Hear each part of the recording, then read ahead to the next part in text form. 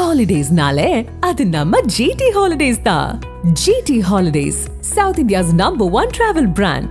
You know you are special when you're with GT Holidays. பட்டம் என்பது நம்மளுக்கு நாமே போட்டுடக்கூடாது, இன்னொருத்தர் கொடுக்கணும். அந்த பட்டம் என்ற அந்த நிலைப்பாடு வரும்போது சூப்பர் ஸ்டார் ரஜினிகாந்துக்கும் பொருந்தும், எம்ஜிஆர் அவர்களுக்கும் பொருந்தும், ஜெயலலிதா அம்மாவுக்கும் பொருந்தும். ஏன்னா இதெல்லாம் மக்களாக கொடுத்த பட்டங்கள் எல்லாமே ரஜினிகாந்த் அவருடைய ஒவ்வொரு படத்திலையும் பார்த்தீங்கன்னா அந்த படத்துடைய கதைகள் ஒரு இளைஞர்கள் மத்தியில் எழுச்சி இருக்கும். கிட்டத்தட்ட 1970களில் பிறந்ததில் 2000, 2005 வரை உங்களுக்கு தெரியும். நீங்கள் ஒவ்வொரு சினிமா தியேட்டருக்கு முன்னால் போனீங்கன்னா ராமாயணம் என்பது வால்மீகி எழுதினது. அது யாரும் டக்குன்னு படிக்க முடியாது, ஏன்னா அதில் ஃபுல்லாக சமஸ்கிருதம் முடிச்சப்பட்டது. ஆனால் கம்பன் எழுதின ராமாயணம் எக்காலத்திலும் படிக்கலாம். அதே போல் ரஜினிகாந்த் நடத்த அத்தனை படத்தையும் அல்ல இன்னைக்கு 4வது தலைமுறை ரன் பண்ணிட்டு இருக்கிறாங்க. அந்த அக்காலத்து தலைமுறையும் சரி, இக்கால தலைமுறை எல்லா பாடல்களும் எல்லாருமே இன்னைக்கு சூப்பர் ஸ்டார் என்ற ஒரு நிலைப்பாடு உருவாக்கியிருக்காங்க. மிகப்பெரிய பாபா பக்தர். பாபா காட்டிய வழியில் தான் அவர் ஆன்மீகம், அரசியல் என்ற ஒரு பிராண்ட் அவர் கொண்டு வந்தார். 2019ஆம் ஆண்டு நானும் தமிழ் திரு அர்ஜுன் சம்பத் அவர்களும் ரஜினிகாந்த் அவர்களை சந்தித்தோம். அப்படி சந்திக்கின்ற போது நான் அவரிடம் சொன்ன, இன்னைக்கு தான் ரகசியத்தை உடைக்கிறேன், அவர் அரசியல் கட்சி ஆரம்பிக்கின்ற நேரம் ஒரு நிலைப்பாடு. அப்போ என்ன சொன்னா, 2014 இன்னைக்கு வரையும் பிஜேபி மத்தியில் ஆட்சியில் அமைக்குதுங்க. எந்த பதிவு கொடுத்தாலும் ரஜினிகாந்துக்கு வாசல் திறந்து உள்ளது. ஆனால் அவர் எதுக்கெல்லாம் பிடி கொடுக்கல, அவர் வேண்டாம், என்னுடைய ஆன்மீக பணியை தொடர்னால தான் எல்லாரும் அவரை ஒரு பயம் கலந்த பக்தியோடு சந்திக்கிறார்கள். பக்தி என்பது வேறு, பயபக்தி என்பது வேறு. ஆதன் நேர்களுக்கு வணக்கம். இன்றைய நேர்காணலில் நம்மோடு இணைந்திருக்கிறார் அரசியல் விமர்சகர் திரு வி.எஸ். ராமன் அவர்கள். வாருங்கள் பேசுவோம். வணக்கம் சார். வணக்கம் சார். இன்றைய தினம் சூப்பர் ஸ்டார் ரஜினிகாந்த் அவர்களுடைய பிறந்த நாளானது சிறப்பாக எல்லா பக்கமும் கொண்டாடிட்டு வராங்க. ஸோ அந்த வகையில் ரஜினிகாந்த் அப்படின்னு சொன்னாலுமே எளிமை, சுறுசுறுப்பு, ஸ்டைல் இதை தான் எங்களுக்கு ஞாபகத்துக்குறோம். அதை தாண்டி அவருடைய இன்னொரு பக்கத்தை எங்கள் கூட கொஞ்சம் ஷேர் பண்ணிக்காங்க சார். அதாவது சூப்பர் ஸ்டார் ரஜினிகாந்த் என்ற அந்த சூப்பர் ஸ்டார் என்ற பட்டம் கொடுத்ததே கலைப்புலி தானு அவர்கள் தான் அந்த பட்டம் கொடுத்தது. அவரும் பாஸ்கர் சாரும் சேர்ந்து. பொதுவாக எம்ஜிஆர் அவர்கள் சொல்லுவாருங்க, பட்டம் என்பது நம்மளுக்கு நாமே போட்டுடக்கூடாது, இன்னொருத்தர் கொடுக்கணும். அந்த பட்டம் என்ற அந்த நிலைப்பாடு வரும்போது சூப்பர் ஸ்டார் ரஜினிகாந்துக்கும் பொருந்தும், எம்ஜிஆர் அவர்களுக்கும் பொருந்தும், ஜெயலலிதா அம்மாவுக்கும் பொருந்தும். ஏன்னா இதெல்லாம் மக்களாக கொடுத்த பட்டங்கள் எல்லாமே அந்த துறை சார்ந்தவர் கொடுக்குது. 1950 பிறந்து சிவாஜி ராவாக பெங்களூரில் பிறந்து 1975 அபூர்வ ராகங்கள் படத்தில் பாலச்சந்தர் மூலமாக ரஜினிகாந்தாக வருகிறார். சூப்பர் ஸ்டார் ரஜினிகாந்த் கடந்து வந்த பாதைகள் 1000 கஷ்டங்களாக இருந்தாலும் அவர் ஒரு கூலி வேலைக்கெல்லாம் போய் அப்புறம் கண்ட்ராக்டராக இருந்து அவரே வரல சொல்லுவார். அவர் எப்பவுமே ஒரு டைலாக் சொல்லுவார், ஆண்டவன் ஒவ்வொருத்தருக்கும் ஒரு அளவுகோல் வச்சுருக்காரு. நீ பிறந்துக்கும் போது உன்னுடைய இறப்பு வரையும் யாருக்கு இன்னார் என்று எழுதி வைத்தானே தேவன் என்றுன்னு சொல்லுவது போல் அவர் சொல்லுவார், இறைவன் ஒவ்வொருத்தரும் ஒரு நிலைப்பாடு உருவாக்கி வச்சுருக்கிறாரு. நேற்று வரைக்கும் நான் கூலிக்காரனாக இருந்தேன், இன்றைக்கி நடிகனாக ஆக்கிவிட்டேன். இது இறைவனுடைய ஒரு சித்தமாக இருக்கணும். அந்த மாதிரி இருக்கும்போது தான் வாழ்க்கையில் முன்னேற முடியும். ரஜினிகாந்துடைய ஒவ்வொரு படமும் ஆரம்ப காலத்தில் ஒரு 15 படத்துக்கிட்ட பார்த்திங்கன்னா வில்லனாகவும் ஆன்டி வில்லனாகவும் தான் அவர் செயல்பட்டது. அதில் பார்த்திங்கன்னா 16 வயது நிலை அந்த படத்திலலாம் பார்த்திங்கன்னா கமலஹாசன் ஹீரோ, ரஜினி வில்லனாக இருப்பார். ஆனால் வில்லனாக தெரியாது. பொதுவாக மக்கள் தமிழ்நாட்டில் பார்த்திங்கன்னா வில்லன் பார்க்குறேன்னா நம்பியாரை பார்ப்பாங்க அந்த காலத்தில். இல்லை நான் லேட்டஸ்ட்டாக ஆனந்தராஜை பார்ப்பாங்க, இல்லைன்னா பிரகாஷ் ராஜை பார்ப்பாங்க. ஐயோ அந்த நடிகரை நீங்கள் நிஜமாக பார்த்து ஐயோ இந்த மாதிரி பண்ணிட்டாரே ஐயோ. ஏன்னா எம்ஜிஆர் காலத்திலே நிறைய அவர் முதலமைச்சர் நடந்து போகும் கூட பாட்டிகள்லாம் ஐயோ எப்பா அந்த எம்ஜிஆர் நம்பியார்ட்ட மட்டும் எச்சரிக்கையார் தம்பி என்று சொல்லுவாங்களாம். எப்படி நம்ம பார்த்துருக்கோம்.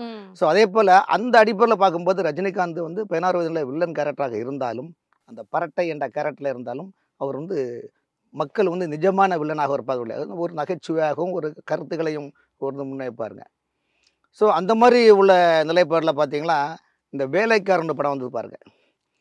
பொதுவாக பார்த்திங்கன்னா சென்னை வாசிகளுக்கு தெரியும், கூவாறுன்னு இருக்குது, அப்புறம் கொசஸ்தல ஆறு, அடையாறு இருக்குது. இந்த 6 நாள் என்ன பண்ணுவாங்க, கழிவு நீர் போகிறது, மழைநீர் போகுது, குப்பைகள் அந்த வேஸ்டேஜ் வாட்டர்னு போகுது, இன்னும் ஐயோ நாரி போகுன்னு சொன்னாங்க. ஆனால் அதே நேரத்தில் ரஜினிகாந்த் அந்த வேலைக்காரன் படத்தில் ஒரு பாட்டை எவ்வளோ அடிச்சிருக்கு பாருங்க. அந்த படத்தில் பார்த்தீங்கன்னா நடிகர் செந்தில் மெட்டெடுக்க பாரு, தன்னண்ணா தன்னண்ணா தன்னண்ணா தன்னண்ணா என்ன சொல்லுவார். அந்த நடிகர் செந்தில் அந்த மெட்டெடுத்து கொடுப்பாரு. உடனே ரஜினிகாந்த் அவர்கள் தோட்டத்தில் பத்தி கட்டி பத்திருக்கேன் அந்த பாடல் வரி அதில் இடையில ஒன்று பாருங்க, கூவம் ஆறுபட்டு எவ்வளோ அருமையான ஒரு வரியை கொடுக்குறாரு பாருங்க. சிங்காரமா ஊரு இது சென்னை என்ன பேரு, ஊரை சுத்தி ஓடுதையா கூவம் மாறு என்று சொல்லுவாங்க. அடுத்தது தொட்டாலும் கைமணக்கும் தொட்ட இடம் பூமணக்கும் கூவம் என்ன பேரை சொன்னா அவங்க வாய்மணக்கும் இன்னும் அந்த வரியை சொல்றாரு. அப்போ கூவம் என்று பேரை சொன்னால் சொன்னவங்க வாய்மணக்கும் என்ற வார்த்தை எதுக்கு அவர் அந்த வரியை சொல்றாருன்னா, இன்னைக்கு தமிழ்நாட்டில் வந்து திரைப்படத்துறையை முன்வைத்து தான் எல்லாருமே தமிழ்நாட்டு மக்களில் ஒரு இதயமான ஒரு பிம்பமாக நிற்கிறாங்க ஃப்ரண்ட் டிஸ்பிளேல. எப்படின்னா, பேரறிஞர் அண்ணா கதை வசனம், கலைஞர் கருணாநிதி அவர்கள் கதை வசனம், எம்ஜிஆர் அவர்கள் கதை வசனம், நடிப்பு, மக்களிடம் சிறந்த கருத்து, செல்வி ஜெயலலிதா அவர்கள் சினிமா, நடிப்பு, கருத்துக்கள். எல்லாமே நீங்கள் தமிழ்நாட்டில் பார்த்தீங்கன்னா, பெருந்தலைவர் காமராஜருக்கு பிறகு அரசியலுக்கு பயணித்த அதிமுக, திமுக என்ற முதலமைச்சர்கள் பட்டியலை பார்த்தீங்கன்னா சினிமா துறையை வச்சு தான். அந்த காலகட்டத்தில் ரஜினிகாந்த் கோலோச்சி நிற்கிற ஒரு காலகட்டத்தில் தமிழ்நாட்டில் வந்து சினிமா துறையில் பயணித்தவர் கலைஞர், சினிமா துறையை பயணித்தவர் எம்ஜிஆர், 2 பேரும் முதலமைச்சராக ஒரு நிர்வாகத்தில் இருக்கிறாங்க. அப்போ நடிகர் திலகம் என்ன சிவாஜி கணேசன் சொல்கிறான், ஆனால் சூப்பர் ஸ்டார் என்பது ரஜினிகாந்த் தான் சொல்கிறோம். கிட்டத்தட்ட ஒரு 10-15 மொழிகளை அவர் நடிச்சிருக்காரு. உலக அளவில் மிகப்பெரிய சூப்பர் ஸ்டாராக இருக்கிறாரு. ஆனால் தமிழ்நாட்டில் வந்து சூப்பர் ஸ்டார் என்ற ஒரு பிராண்டை தமிழ்நாட்டு மக்கள் கொடுத்துருக்காங்க. அந்த நிலைப்பாடு கலிப்பளிய ஸ்தானு தான் அவருக்கு கொடுத்துருக்காரு. இன்னைக்கு வரைக்கும் மக்கள் மத்தியில் சூப்பர் ஸ்டார் ரஜினிகாந்த் என்ற ரஜினிகாந்த் யாருன்னு சொல்லிடு சூப்பர் ஸ்டார். இப்போ நம்ம சாதாரண ஒரு பிறந்த குழந்தை நல்ல ட்ரெஸ்ஸை போடுறோம், அந்த குழந்தை நல்லா சூப்பர்டா சூப்பர் ஸ்டார் மாதிரி இருக்கிறான்டான்னு சொல்கிறோமா இல்லையா? ஒரு பர்த்டேக்கு சாதாரண பெரியவங்க கூட நல்ல பர்த்டேக்கு, ஒரு கல்யாண நிகழ்ச்சிக்கு, ஒரு சுபகர நிகழ்ச்சி நல்ல ஒரு ட்ரெஸ் மேக்கப் பண்ணிட்டு போனாலே சூப்பராக இருக்காப்பா, சூப்பர் ரஜினிகாந்த் மாதிரி இருக்கிறான்னு அந்த நிலைப்பாடு நான் பேசுறது இயல்பான ஒரு நிலைப்பாடு. ஸோ ரஜினிகாந்த் அவருடைய ஒவ்வொரு படத்துலையும் பார்த்தீங்கன்னா அந்த படத்துடைய கதைகள் ஒரு இளைஞர்கள் மத்தியில் எழுச்சி இருக்கும். நீங்கள் 2000க்கு முன்னா கிட்டத்தட்ட 1970களில் பிறந்தவர்கள் 2000, 2005 வரை உங்களுக்கு தெரியும். நீங்கள் ஒவ்வொரு சினிமா தியேட்டருக்கு முன்னால் போனீங்கன்னா பாட்டு புக்கு விற்பாங்க, சினிமா புக்கு, பாட்டு புக்கு 15 பைசா 20 பைசா. இதுக்கு அடுத்தது பார்த்தீங்கன்னா ரஜினிகாந்த் நடித்த மொத்த படத்தையும் மேக்ஸி டைப்பில் ஃபோட்டோ போட்டு அதில் விற்பாங்க. அப்போ ரசிகர்கள் அந்த படத்தை வந்து பார்த்துட்டு வந்தோடனே ஆஹா தலைவர் படம் சூப்பர் படம்டா என்று சொல்லி அந்த ஒரு ஃபோட்டோ வாங்கி வீட்டில் வச்சுடுவாங்க. இது ஒரு காலகட்டங்கள். இன்றைக்கி வந்து செல்ஃபோன் வசதிகள் வந்து நிறைய சேட்டலைட் சிஸ்டம்கள், இந்த ஃபேஸ்புக் அந்த மாதிரிலாம் எல்லாமே அதில் தான் பார்க்குறோம். ஆனால் அந்த காலத்தில் வந்து செல்ஃபோன் பேஜர்கள் இல்லாத காலத்தில் வெறும் தொலைபேசி ரிசீவர் இருந்த காலத்தில் பார்த்தீங்கன்னா ஒவ்வொரு சினிமா தேட்டர்லையும் பார்த்தீங்கன்னா அந்த படத்தை பார்த்துட்டு வெளியே வருவாங்க.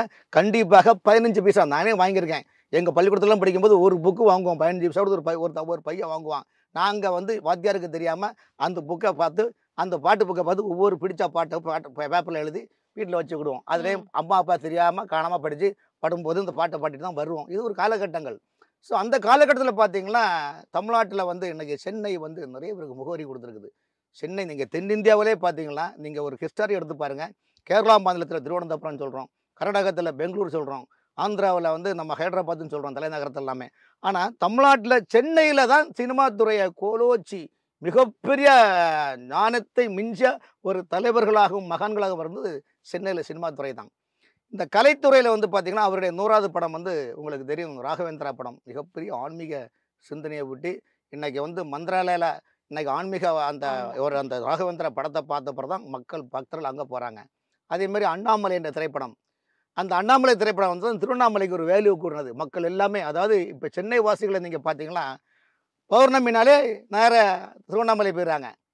அமாவாசை அந்த பக்கத்தில் இருக்க மேல்மன்னூர் அங்காள பரமேஸ்வரி கோயிலுக்கு போகிறாங்க. ஸோ பக்தர்களுக்கு மக்களுக்கும் ஒரு கதாபாத்திரத்தை எடுத்து அதை நடிகர் மூலமாக ஒரு கதையை கொண்டு வந்தால் மக்கள் அதை விரும்புகிறாங்க என்பது இது அண்ணாமலை படமே ஒரு உதாரணம்.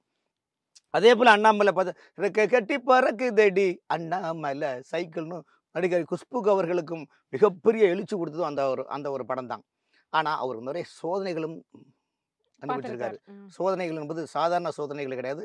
அவர் வாழ்க்கையில் துயரமான காலங்கள்லாம் பார்த்தீங்கன்னா அவர் அந்த அளவுக்கு அவர் கஷ்டப்பட்டுக்கார். பார்த்தீங்களா, அந்த பிரியான்னு ஒரு படம் ரிலீஸ் ஆச்சு பாருங்க, ஸ்ரீதேவி படம் வந்து அந்த படம் சக்க போடுபடுச்சு. அதில் பார்த்தீங்களா ஏ பாடல் ஒன்று, ஒரு பாடல் வரும், பேசும்போது அந்த தெய்வம் மீண்டும் மீண்டும் அந்த கீதம் மீண்டும் மீண்டும் கேட்கக்கூடும் ஒரு பாடல். அந்த பாட்டெல்லாம் அவ்வளவு. அப்புறம் அதுல இன்னொரு பாடல், என்னுயிர் நீதானே ஹோய், என்னுயிர் நான் தானே, உன்னுயிர் நான் தானே, நீ யாரோ என்று நான் யாரோ என்று அந்த பாடல். அந்த பாட்டு பார்த்தீங்கன்னா அன்னைக்குள்ள நீ சொன்ன சக்க போட்டு போடுச்சு. ஆனா அந்த நேரத்துல தான் எல்லாரும் சொல்லுவாங்க தெய்வம் ஒரு சோதனை கொடுக்குன்னு சொல்லுவாங்க.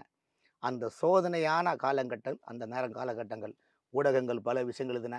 அன்னைக்கு இருந்த முதலமைச்சருக்கும் ரஜினிகாந்துக்கும் ஏதோ கருத்து முதலாக உருவாக்கிச்சுன்னா ஒரு பெரிய இதெல்லாம் ஆச்சு. பட் அந்த மாதிரி காலகட்டத்தில் அவருக்கு வந்து பில்லான்னு ஒரு படம் வந்து பாருங்க.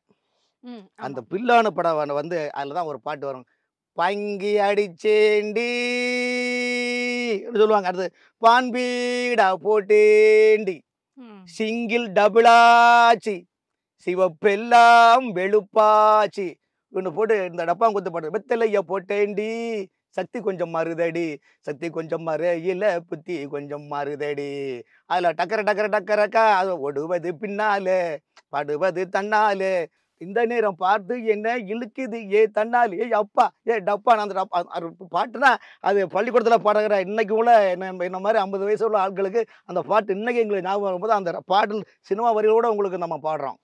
அந்த பில்லா படத்தில் தான் வந்து கண்ணதாசன் வந்து அவருக்கு ஒரு அருமையான வரியை கொடுத்தாரு. ஏன்னா அந்த காலத்தில் அவரை வந்து ஒரு குறிப்பிட்ட டீமே வந்து அவரை பொதுவாக உங்களுக்கு சாதாரண ஒரு பூக்கடை வச்சாலே பக்கத்தில் உள்ள பூக்கடைகளுக்கு மனஸ்தாபம் வரதான் செய்யுது. அப்படிங்கும்போது சினிமா துறையில் வரும்போது கோலோச்சு நிற்கிற நடிகர்களுக்கு பிரச்சனை வரதான் செய்யும். அந்த நேரத்தில் தான் என்ன பண்ணுறாருன்னா, அந்த பில்லா படத்தில் என்ன பண்ணுறாருன்னா, கண்ணதாசன் ஒரு வரியை கொடுக்குறாரு. என்ன பண்ணுறாருன்னா, அதில் டபுள் ஆக்டாக வர்றாரு ரஜினிகாந்த். அதில் ஒரு கதாபாத்திரத்தில் திருநங்கை மாதிரி ஒரு ஆணும் இல்லை பெண்ணும் இல்லாமல் ஒரு சீனில் வருவார். அதில் என்ன சொல்லுவார், நாட்டுக்குள்ள எனக்கு ஒரு ஊருண்டு, ஊருக்குள்ள எனக்கு ஒரு பேருண்டு, என்னை பற்றி 1000 பேர் என்னென்ன சொன்னாங்க, இப்போ என்ன செய்வாங்க. அதாவது அந்த வார்த்தையினுடைய நிலப்பரம். பிரியா படத்தில் அவ்வளோ விமர்சனங்களும் அவருடைய வாழ்க்கையினுடைய மைனஸான காலகட்டத்துங்களில் அவரை தோன்றிருந்த மனதை தெம்பாக்கி தன்னம்பிக்கை ஊட்டியது கண்ணதாசன். இந்த பாடல் வரியை வச்சு தான் அவர் மிகப்பெரிய ஒரு எழுச்சியான ஒரு நிலைப்பாடை கொண்டது. அது பாரு, 4 மாடி மேலே போனால் நல்லவனை விடமாட்டாங்க. வாழ்க்கையில் அது இயல்பு தானே. ஒருத்தர் நல்லா இருக்கும்போது பக்கத்து வீட்டு இருக்க பிடிக்காதுல்ல. வந்து சாதாரண ஒரு வீடு கட்டினாலே ஒரு ஒரு ஒரு ஒரு அரை அடி வந்தாலே பக்கத்து வீடு ஒன்று மொட்டை படிச்சுன்னு போடுறான், இல்லை ஆட்டியாட்டில் கேட்டு 7:30 கிளப்பி விட்டுறான். இது நார்மலான ஒரு நிலைப்பாடு சொல்கிறாரு. 4 படி மேலே போனால் நல்லவனை விடமாட்டாங்க, பாடுபட்டு பேரை சேர்த்தா பல கதைகளும் சொல்லுவாங்க. அதாவது கிராமத்தில் கோயிலுக்கு போகிறோம், நம்ம சாதாரணமாக ஒரு கோயிலுக்கு போகிறோம். எதுக்கு போகிறோம்? மனிதனுக்கு பிரச்சனை ஏதோ இருக்குது. அதனால தான் சொல்லுவாங்க கிராமத்தில், மனிதனுக்கு பிரச்சனை உண்டு, இல்லாவிட்டால் கோயிலுக்கு ஏது அர்ச்சனை. அதே போல் 4 பேர் அதை சொல்லுவாங்க. இன்னும் உள்ள இதாக சொல்கிறாங்க, யாரு சொல்லி என்ன பண்ண, நானும் இப்போ நல்லா இருக்கேன், உங்களுக்கும் இப்போ சொன்னேன், பின்னால் பார்க்காத முன்னேறுன்னு சொல்லி கண்ணதாசன் அவருடைய எழுச்சி பாடலை ஒருத்தர் கூட்டுவார். அப்போ ஒவ்வொரு மனிதனுக்கும் ஏற்றத்தாழ்வு இருக்குன்னு போது அவர் ரஜினிகாந்துடைய வாழ்க்கையிலும் ஏற்றத்தாழ்வு இருக்குது. அதுக்கு இன்னும் சொன்ன வர்றேன். எம்ஜிஆர் அவர்கள் முதலமைச்சரான பிறகு உங்களை போன்ற ஊடகத்தார ஒரு பேட்டி கொடுக்குறாரு. எனக்கு வயசு 3.5 வயசு, அம்மா இருக்கிறாங்க, 3 நாள் பட்டினி கிடந்தோம், சாப்பாடு இல்லை, ஒன்றுமே இல்லை. இந்த கஷ்டத்தை பார்த்து பக்கத்து ஊரில் அம்மா அரிசி கொடுத்தாங்க, அந்த அரிசியை வாங்கி கஞ்சி வச்சு 3 நாள் பட்டினி நாங்கள் போக்கணும், அப்படி நாங்கள் வறுமையில் வாழ்ந்தோம்னு சொன்னார். அப்போ வாழ்க்கையில் எப்பவுமே நீங்கள் பாருங்கள், நிறைய பெரிய மனிதர்களை பாருங்கள், கடந்து வந்த பாதைகள், கரடுமுறான பாதைகள், பசியோடு வந்த பாதைகள் இருக்கும்போது தான் அவங்க பெரிய மனிதர்கள் ஆகும்போது கூட கடந்து வந்த பாதையை நினைச்சு தான் மக்களுக்கான திட்டங்களை வடிவகுக்கிறாங்க. இது ஆட்சியாளர்களும் பொருந்தும், திரைப்பட துறையினருக்கும் பொருந்தும்.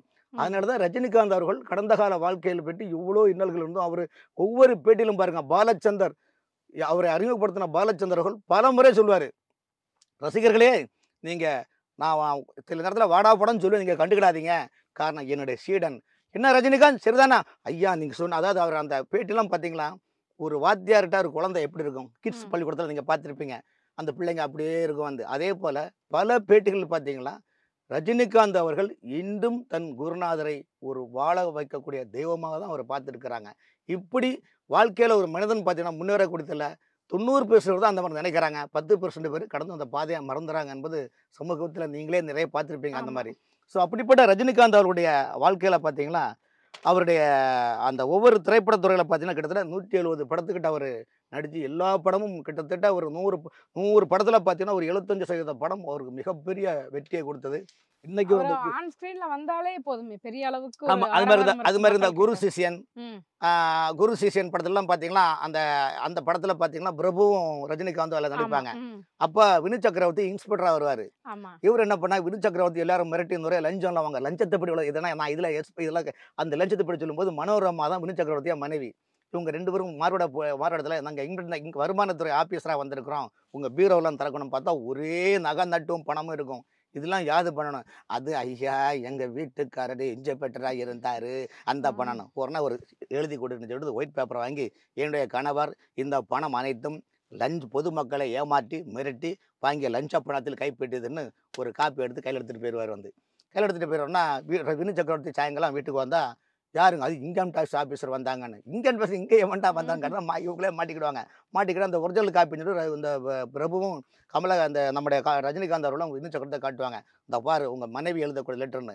மனைவி எழுதுனா கலர் பேப்பர். அது வினு சக்கரத்தை நினச்சிட்டாரு, இன்ஸ்பெக்டர் நினச்சிட்டாரு இது ஒரிஜினல் பேப்பர் நினச்சிட்டு பிடிச்சி வாயில் போட்டு இப்போ என்ன பண்ணுவீங்கன்னு வந்து ஓஹோ இவரும் அப்படியே ரஜினிகாந்த் ஒரு பயந்தது மாதிரி ஒரு சீனை காட்டுவார்.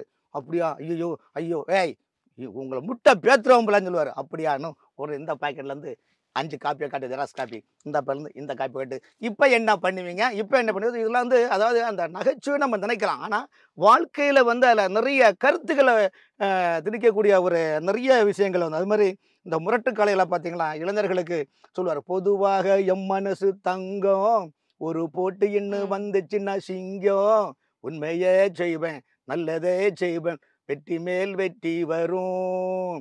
அதாவது அந்த பாடலாம் பார்த்தீங்கன்னா அந்த படத்தில் தான் மலேசியா பாஸ்தவன் ஹிட் ஆனது. பின்னணி பாடகரனா மலேசியா வாங்கடி வாங்கடி ஃப்ரெண்டுகளா வாசமுள்ள கும்மி அடிச்சு குறவையை போட்டு அண்ணனை வாழ்த்தி பாடுங்கடா கொம்பு இல்லா காலைக்கெல்லாம் வம்பு இருக்காது. அந்த பாடெல்லாம் பார்த்தீங்கன்னா இன்றைக்கும் இளைஞர் கிராமப்புறங்களில் பொங்கல் பண்டிகை அந்த பாட்டை நீங்கள் கேட்கலாம். அது மாதிரி பார்த்தீங்கன்னா முள்ளும் மலரும் அதில் ஒரு படத்தில் கூட பார்த்தீங்கன்னா ராமன் ஆண்டாலும் ராவணன் ஆண்டாலும் எனக்கு ஒரு கவலை இல்லை ஒரு மியூசிக்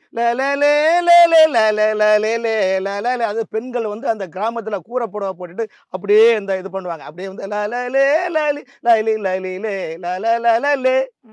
அடுத்த ஒரு பொன்னா பூ போட்டு வைரம் தாக்காட்ட நானும் ஊர்கோலம் போறேன் அந்த பாட்டை கேட்கும்போது இன்னைக்கும் அதாவது இவங்கள அளவுக்கு சிரிக்க வைக்கிறாங்களா சூப்பர் ஸ்டார் ரஜினிகாந்த் அவர்கள் வந்து பார்த்தீங்கன்னா அது ரசனையோடு நீங்கள் கேட்டிங்கன்னா ஒவ்வொரு வரிகளும் பாட வேண்டுமானால் திருவிளையாடல் வசனத்தில் வரும். ஒரு நாள் போதுமா ஈண்டொரு நாள் போதுமா. ஆனால் எப்பொழுதுமே ஒரு கருத்தை சொல்லும்போது அந்த கருத்தாக நம்ம உள்வாங்கணும்.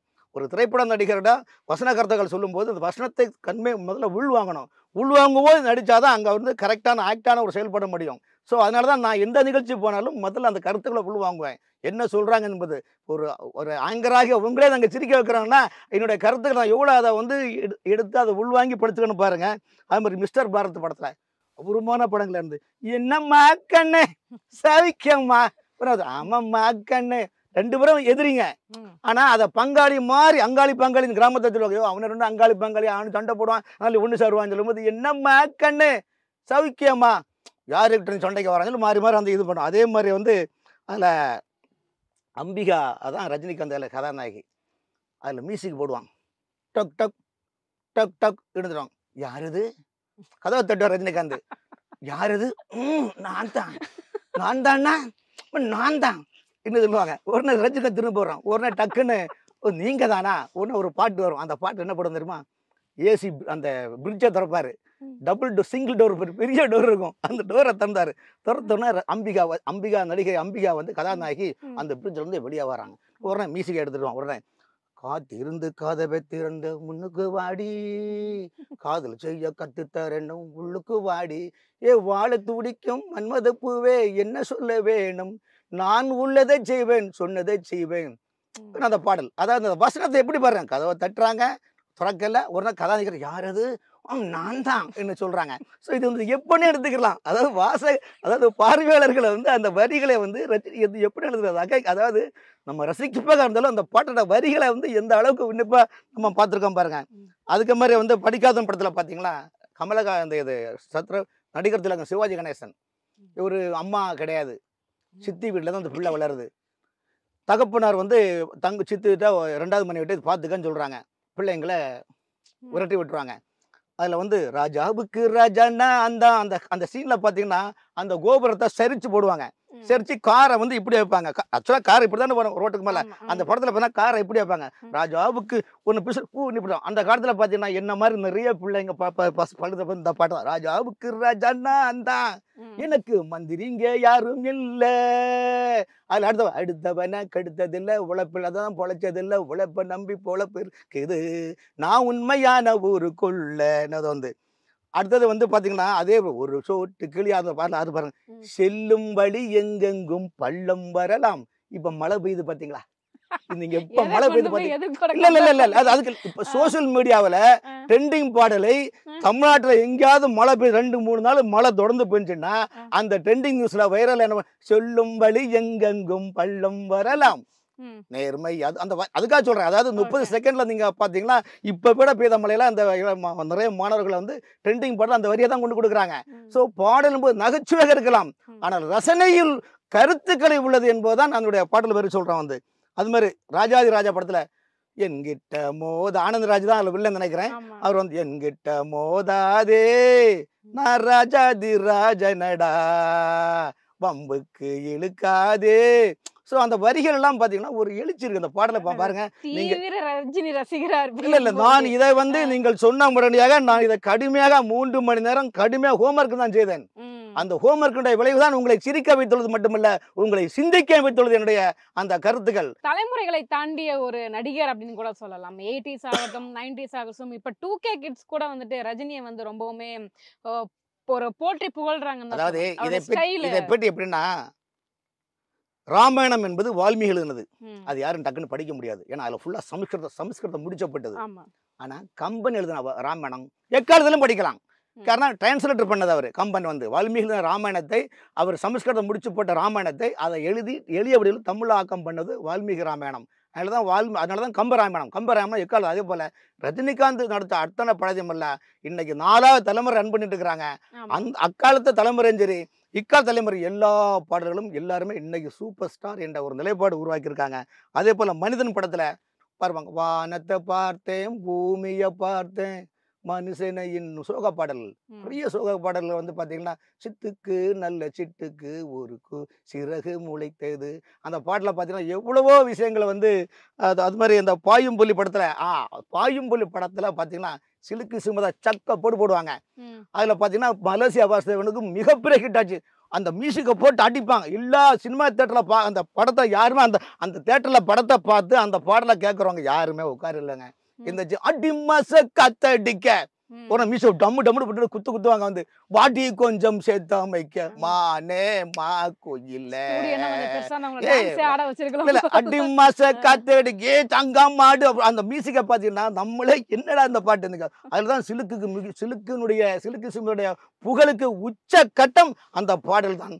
அந்த பாடலை பாடிய மலேசியாவின் உச்சத்தில் சென்றது அந்த பாயும்புலி படத்தில் ரஜினிகாந்துடைய பாட்டு மட்டுமல்ல, தமிழகத்தில் பல நடிகர்களையும் பல கதை வசன எழுதுகளையும் பல பாடலாசிரியர்களையும் திருப்பி பார்க்கப்பட்ட பாடல் தான் அடி மாச காத்தாடி. ஏன்னா இதுக்கு மேலே தான் ரொம்ப ராகம் கூட நீங்க வந்து சிரிச்சுட்டே இருப்பீங்க எல்லாருமே வந்து. அதனாலதான் அந்த அது மாதிரி வந்து தர்மத்துறை படத்துல அண்ணன் என்ன தம்பி என்ன, இது எல்லா வீட்லயும் நடக்குதுங்க. அந்த வரி என்ன எல்லா வீட்லயும் நடக்குது. சொந்தம் என்ன பந்தம் என்ன அந்த பாடல் வரி எல்லா குடும்பத்திலும் நடக்குது வந்து. அது மாதிரி தங்க மகன் படத்துல ராத்திரியில் பூத்திருக்கும் தாமரைதான் கண்ணோ, அது வந்து அது ஒரு பாடல் வந்து. அது மாதிரி பணக்காரன் படத்துல வந்து 100 வருஷம் இந்த மாப்பிள்ளையும் பொண்ணும் தான். இன்னைக்கு எந்த கல்யாண வீட்டுல பார்த்தாலும் இந்த பாட்டு இல்லாம இருக்குதா? கண்டிப்பா. அப்போ வாழ்க்கையில வந்து எல்லாமே ஒரு மனிதன் வந்து எப்படி இருக்க வேண்டும் சினிமா பாட்டிலும் ஒரு இதுதான். அதே மாதிரி வந்து பணக்காரன் அந்த 6லேருந்து 60 வருகிற படத்துல அருமையான பாட்டு நான் பல முறை பாடியிருக்கிறேன் வந்து, நிறைய தொலைக்காட்சியிலே நான் பாடியிருக்கிறேன்.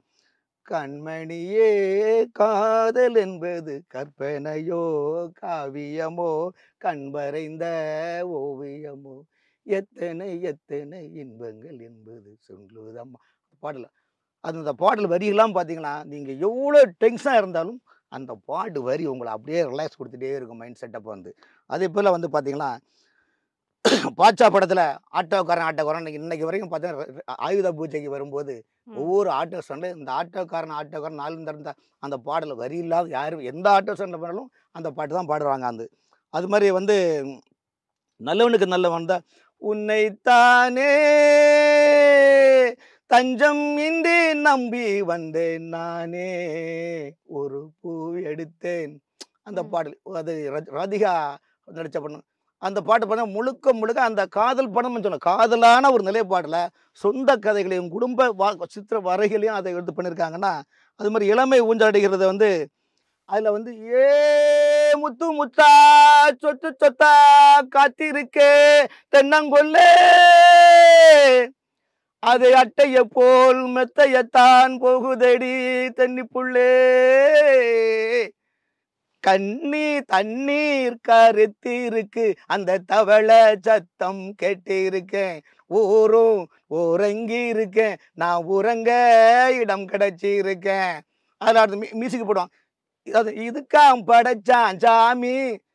அந்த பாடல் வரிகளும் பார்த்தீங்கன்னா பேக்கிறதுக்கு ஒரு அதாவது நீங்கள் பாருங்க, அதாவது ஒவ்வொரு ரஜினிகாந்தனை ஒவ்வொரு பாடலையும் நான் கிட்டத்தட்ட ஒரு 60 படத்தை பார்த்து அவ்வளோ அந்த பாட்டுடைய உள்வாங்கி நான் எடுத்த பாட்டுனால தான் உங்கள்கிட்ட நான் இவ்வளவு விவரம் சொல்கிறேன். வந்து அது மாதிரி இந்திரன் படத்தில் உள்ள பாட்டு, லிங்கா படம், அது மாதிரி நிறைய படங்கள், சந்திரமுகி எவ்வளோ பெரிய இன்னைக்கு வரைக்கும் பரதநாட்டியம் நடத்தக்கூடிய அத்தனை பேரும் ரஜினிகாந்தோட சந்திரமுகி படத்தில் கலகல ஒரு பாடல் இன்னைக்கு வரைக்கும் அதை விமிக்கிரமான ஒரு இருக்கா இல்லையா? எவ்வளோ தளபதி படம் முழுக்க ஒரு பக்தி மார்க்கான ஒரு அருமையான படம். வந்து அதில் வந்து ஒவ்வொரு பாடலும் அந்த மாதிரி தான். ரஜினிகாந்த் நடித்த ஒவ்வொரு பாடலும் பார்த்தீங்கன்னா ஒவ்வொரு படங்களும் சமூகத்துக்கு விளைகளை திருத்தி இன்னைக்கு வந்து கேப்டன் விஜயகாந்த் அவர்களுடைய காலகட்டத்தில் பார்த்தீங்கன்னா அது ஒரு காலகட்டங்கள். ஆனால் அண்ணாச்சிகள் சென்னையில் பட்டி தொட்டி இல்லாமல் பங்கு கடை வச்சுருந்தாங்கல்ல, இந்த கடைகள்லாம் சூப்பர் மார்க்கெட் ஆகுது காரணம் விஜயகாந்த் அவர்கள் தான். காரணம் அவர் எப்படி வாழ்ந்தார், எவ்வளோ கஷ்டப்பட எப்படி. அதே போல் சூப்பர் ஸ்டார் ரஜினிகாந்த் அவர்களுடைய ஒவ்வொரு திரைப்படமும் கிராமப்புறத்திலும் உள்ள இளைஞர்களின் வாழ்க்கையை புரட்டி போட்டு மேம்படுத்திய பாடல் என்பதும் குறிப்பிடத்தக்கது. இன்னும் சுருக்கமாக சொல்ல போனால் இன்னைக்கு தான் உங்களுக்கு செல்ஃபோனில் காதில் எழுதுறாங்க, ஹன்னே கட்டிக்கவா ஒட்டிக்கிட்டா பத்திக்குமேன்னு பிரச்சனை ஆகி குடும்பத்தில் அடி நடந்து வெட்டு குத்து விழக்கூடிய காலங்கள் இன்னைக்குள்ள காலங்களா. அன்னைக்கெல்லாம் பொருளை ரஜினிகாந்த் நடித்த பாடல் வரிகளை அந்த 2 வரி எழுதி அனுப்புவான். கடிதம் போவோம், அண்ணங்காரம் தூக்கி குடத்தம் கொடுத்தபடி அடிப்பான். இது அந்த ஒரு காலகட்டங்கள். ஸோ லௌகீக காதலுக்கும் சரி, சோகமான வாழ்வா இதுக்கும் சரி, ஒரு அம்மா அப்பா இல்லாமல் ஒரு இளமையில இதுக்கு மரணத்துக்கு அந்த பிள்ளைங்க வளரக்கூடிய காலகட்டங்கள், திருமணம் ஆன பிறகு மனைவி இல்லாமல் வாழ்க்கையோட நிலைப்பாடுகள். ஸோ அது மாதிரி தான் அவர்னால தான் அவர் வந்து பாலச்சந்தர் அவருடைய அந்த படத்தை அறிமுகப்படுத்தும் போது என்ன சொன்னார் தெரியுமா? அபூர்வங்கள் படத்தில் என்ன சொல்கிறாருன்னா, இவர் அறிமுகப்படுத்த ஏன் இவரை போய் அறிமுகப்படுத்தினாங்க, இல்லை இந்த பையன் எதிர்காலத்தில் பெரிய ஆளாக வருவான், இதெல்லாம் அவன் கண்ணிலே எல்லாமே தெரியுது என்று சொல்லுவார். ஆகவே அந்த சொல்லும் செயலும் வெல்லும் சக்தியாக இருக்க வேண்டும். அந்த வெல்லும் சக்தி என்பது மனித வாழ்க்கையில் கொல்லும் சக்தியாக இருக்கக்கூடாது, வெல்லும் சக்தியாக இருக்க வேண்டும். அத்தகைய வெல்லும் சக்தியை எதிர்காலத்தில் உள்ளது என்றது அன்னைக்கு பாலச்சந்திர அடலம் கட்டிருக்கிறாரு. அதனால தான் அபூர்வங்கள் மூலமாக கொண்டு வந்து இன்னைக்கு கிட்டத்தட்ட 170 படத்துக்கிட்ட வந்து இமயத்துக்கே பண்ணியிருக்காருன்னா. ஆனால் அவருக்கு ஒரே ஒரு அரசியலும் அவர் வாய்ப்பு வந்தது. ஐயா ஜி.கே. பூமனார் இருக்கும்போது மிகப்பெரிய வாய்ப்பு வந்தது. ஆனால் அவர் கடைசி லாஸ்ட்டாக கூட சமீபத்தில் கூட அவர் தனி கட்சியாக ஒன்று ஆரம்பிக்க வேண்டும். அந்த ஆரம்பிக்கும் போது அதுக்கு கமிட்டியே போட்டாங்க. மிகப்பெரிய தமிழ் அறிஞர்களான தமிழறிஞர் மணியன் அவர்களும் அர்ஜுன் மூர்த்தி அவர்களையும் தான் ஒருங்கிணைப்பாளராக போட்டு அந்த கட்சியை எல்லாம் டெவலப்மெண்ட் பண்ணி விட்டாங்க. அப்போ காலத்தின் சூழ்நிலை, ஏன்னா என்ன இருந்தாலும் இப்போ நான் ஒரு கட்சி இயக்க தரமைனா என்னுடைய வீட்டு சூழ்நிலையை பார்க்கணும், குடும்ப சூழ்நிலையை பார்க்கணும், நம்முடைய ரசிகர்களுடைய சூழ்நிலையை பார்க்கணும், அரசியல் சூழ்நிலையை பார்க்கணும். இப்போ உதாரணத்துக்கு உங்களுக்கு சில தகவலுக்காக சொல்கிறேன். விஜயகாந்த் கட்சி ஆரம்பிக்கின்ற போது அன்று கலைஞர் இருந்தார், அன்று ஜெயலலிதா இருந்தால் கடுமையான 2 திராவிட கட்சிகளுடைய ஆண்டு கொண்ட கட்சியும் ஆண்டு முடித்த கட்சியுடைய எதிர்ப்பை மீறி அவர் கட்சி ஆரம்பிச்சிருக்காரு. பட் இன்னைக்கு விஜய் வருகை வந்து 2 கட்சியிலும் தலைவர்கள் கிடையாது. ஸோ அது வந்து விஜய் கட்சியை பொறுத்த வரைக்கும் இளைஞர்களிடம் அறுவடை செய்வதற்கான ஒரு வாய்ப்பு மண் வளம் இப்போ இருக்குது. ஸோ இன்னைக்குள்ள நிலைப்பாடு. ஆனால் ரஜினிகாந்த் அவர்கள் கிட்டத்தட்ட 50 ஆண்டு காலம் 45 ஆண்டுகள் அவர் சினிமா துறையில் வந்துடுது. இந்த 45 ஆண்டு காலமும் அவர் தமிழகத்தில் அரசியலின் என்று நிலைப்பாடு எடுத்துக்கினால் கரடுமுரடான பாதைகளை தாங்கி செல்ல வேண்டும், கடந்து செல்ல வேண்டும். இந்த தாங்கி சென்று கடந்து சென்று கரடுமுரடான பாதைகளை கடந்து செல்வதற்கு அவருக்கு ஆனால் அந்த நேரமும் காலமும் இல்லை. அதுக்கு 2வது அவர் இமயமல்ல, பாபா மிகப்பெரிய பாபா பக்தர். பாபா காட்டிய வழியில் தான் அவர் ஆன்மீகம் அரசியல் என்ற ஒரு பிராண்ட் அவர் கொண்டு வந்தார். 2019ஆம் ஆண்டு நானும் தமிழ் திரு அர்ஜுன் சம்பத் அவர்களும் ரஜினிகாந்த் அவர்களை சந்தித்தோம்.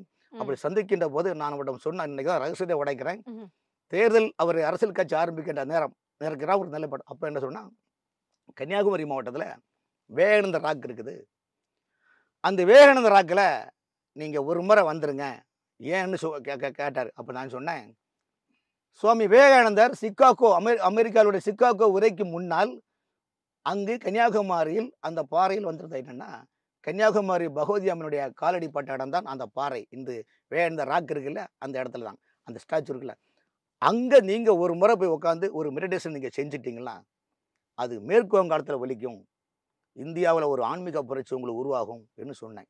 சொல்லிட்டு நான் ஒரு கிருஷ்ணர் பிறந்த ஒரு வரலாறு வந்து ஒரு முதலையும் கொடுத்தேன். கொடுத்துட்டு இருக்கும்போது நானும் அவரும் நின்றுட்டு இருக்கிறோம். என்னோட பக்கத்தில் அர்ஜுன் சம்பத் நின்று இருக்கிறாரு. நான் இந்த கருத்தை சொல்லும்போது பின்னால் பாபா பார்க்குறாரு. எப்பவுமே நீங்கள் ரஜினிகாந்த் வீட்டில் சூப்பர் ஸ்டார் ரஜினிகாந்த் வீட்டில் இருந்து யார் விஐபி சந்திச்சாலும் மெயினாக வந்து பாபா படத்துக்கு முன்னாடி அவர் நிற்பார். அவர் கருத்துக்கள் நம்ம சொல்லும்போது அந்த கருத்தை அவர் உள் வாங்கிட்டாருன்னா அதை வெளியில் பத்துக்கு பதில் சொல்ல மாட்டார். அந்த பாபா பார்ப்பார். பாபா பார்த்தா நம்ம அவரை அதை புரிஞ்சுக்கிட வேண்டியதான் அவர் என்ன நினைக்கிறாருன்னு.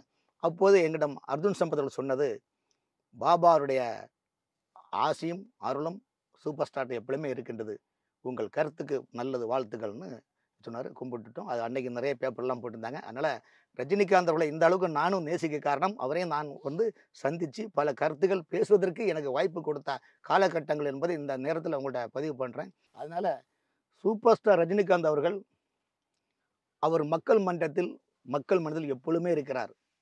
அவர் சட்டமன்றத்தில் சென்றாலும் அல்லது டெல்லி செங்கோட்டையில் சென்றாலும் இவ்வளோ புகழ் அவர் அடைஞ்சிருக்க முடியாது. காரணம் என்றால் உங்களுக்கு தெரியும், இன்றைக்கி சினிமா துறையிலேயும் சரி எவ்வளோ பெரிய பெரிய ஞானிகளாக தலைவராக இருந்தாலும் நீங்கள் அரசியல் வந்து ஒரு கவுன்சிலரோ ஒரு எம்எல்ஏவோ ஒரு எம்பியோ ஒரு அமைச்சரோ நீங்கள் ஆனால் கேள்விகள் அத்தனை பேரும் கேள்வி கேட்பாங்க. எல்லாத்துக்கும் நீங்கள் பதில் சொல்லணும். பட் சூப்பர் ஸ்டார் ரஜினிகாந்த் அவர்கள் இந்த மாதிரி கேள்வி கேட்கிற அவசியம் யாரும் கிடையாது. காரணம்னா அவர் சினிமா துறையை சேர்ந்தவர், மிகப்பெரிய ஆன்மீகவாதி, சிறந்த கலைஞர், உலக அளவில் ஒரு சூப்பர் ஸ்டார் என்ற நம்பிக்கை மக்கள் கொடுத்துள்ளார்கள். அவர் 2 முறை உடல்நிலை சரியில்லாத நேரத்தில் கூட வெளிநாடு சென்ற உலக நாட்டில் உள்ள ஜப்பானில் தமிழ்நாட்டில் உள்ள ரசிகர்கள் எப்படி இருக்கிறாங்களோ அதே போல் ஜப்பான் நாட்டில் அவருக்கு மிகப்பெரிய ரசிகர்கள் இருக்கிறாங்க. ஆகவே தான் உலகத்தில் உள்ள பல அறிஞர் பெருமகள் மத்தியில் இதயத்தில் நீங்கா கொடி கொண்டுள்ளார் சூப்பர் ஸ்டார் ரஜினிகாந்த் அவர்கள். தமிழகத்தின் மக்கள் மத்தியில் என்றுமே அவர் நிரந்தரமாக கொடி கொண்டுள்ளார். அவர் மொத்தத்திற்கு ஒரு சினிமா துறை மட்டுமல்ல, ஒரு ஆன்மீகவாதியும் கூட.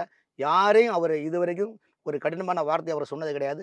காரணம் என்றால் இறைவன் அவருக்கு ஆன்மீகம் என்ற மனநிலையும் தாங்கக்கூடிய சக்தியும் அவருக்கு கொடுத்துள்ளத காரணத்தினால் இன்னைக்கு இவ்வளோ அரசியல் சூழ்நிலைகள் மாறுபட்டாலும், பருவநிலையை மாறுபட்டாலும், என்னதான் பிரச்சனை ஏற்பட்டாலும் அவருடைய மனநிலைக்கு அவருக்குன்னு ஒரு நிலைப்பாடு வகுத்து சொல்லினால் அவருடைய ஆன்மீக நம்பிக்கை, அவருடைய அரசியல் என்பது அவர் எந்த கட்சியில் போனாலும் அவருக்கு இன்னைக்கு இருக்கிற ஆளுங்கட்சியில் அவருக்கு எந்த பதவி கொடுக்கணும் தயாராக தான் இருக்கிறாங்க. 2014 இன்னைக்கு வரையும் பிஜேபி மத்தியில் ஆட்சியில் அமைக்குதுங்க. எந்த பதவி கொடுத்தாலும் ரஜினிகாந்துக்கு வாசல் திறந்து உள்ளது. ஆனால் அவர் எதுக்கெல்லாம் பிடி கொடுக்கல. அவர் வேண்டாம், என்னுடைய ஆன்மீக பணியை தொடர்னால தான் எல்லாரும் அவரை வந்து ஒரு பயம் கலந்த பக்தியோடு சந்திக்கிறார்கள். பக்தி என்பது வேறு, பயபக்தி என்பது வேறு, சீசன் என்பது வேறு, சீசன் பக்தி என்பது வேறு. ஆகவே அவரிடம் வந்து ஒரு நல்ல பக்தியாக எல்லோரும் இருக்கின்றார்கள். அதில் நானும் ஒரு பக்தனாக இருக்கின்றேன். ஆகவே அந்த நம்முடைய சூப்பர் ஸ்டார் ரஜினிகாந்த் அவருடைய இனிய அகவை தினத்திற்கு எம்மை அழைத்து என்னுடன் சில கருத்துக்களை பகிர்ந்து கொண்டமைக்கு நன்றி, வணக்கம். நன்றி சார்.